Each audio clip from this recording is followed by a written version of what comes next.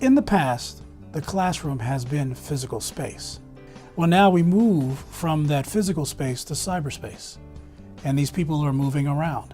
In the educational sector, parents go buy or universities buy pretty expensive systems out there for these students who come in. Their mobile devices have untethered them and made them free. In an open campus environment, be it K through 12 or be it higher education, mobile devices tend to sprout legs very quickly and very easily, and they can sort of disappear. We think of not just the student issue, but as a vertical and educational institution, well, faculty, people who do research, and the research could be unbelievably critical and sensitive and confidential.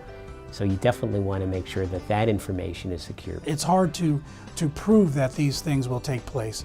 It's hard to convince them that disaster could befall you or these things could be lost or stolen. When it comes to a laptop being lost in, say, a higher education environment, you obviously have the physical loss, which is really the cheapest part of it all. If your laptop is stolen and you're a student, what are you losing? You're probably losing a year or half a year of research, a ton of time and lost productivity for the user, the student. So their laptop becomes something that maybe costs mom and dad $1,000 or $2,000.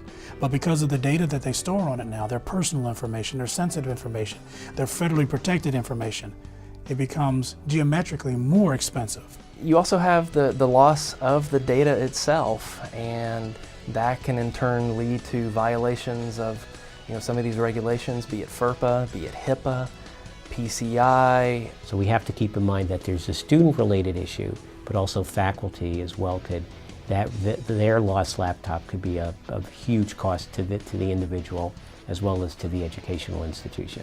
There's also the intangible issue of reputation.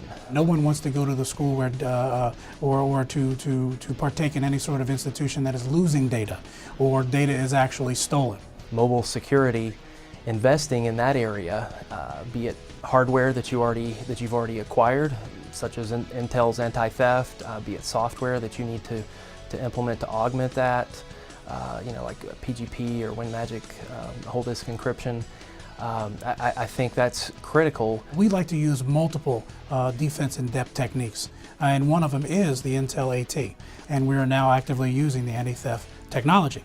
It's a hardware-based solution. It's there. It's ready to roll. It's part of the system. You take the encryption key that you encrypt your data with, and you actually store it inside the hardware so that nobody can get access to it. And at that point, if a machine is protected with Intel's anti-theft technology, that data is protected.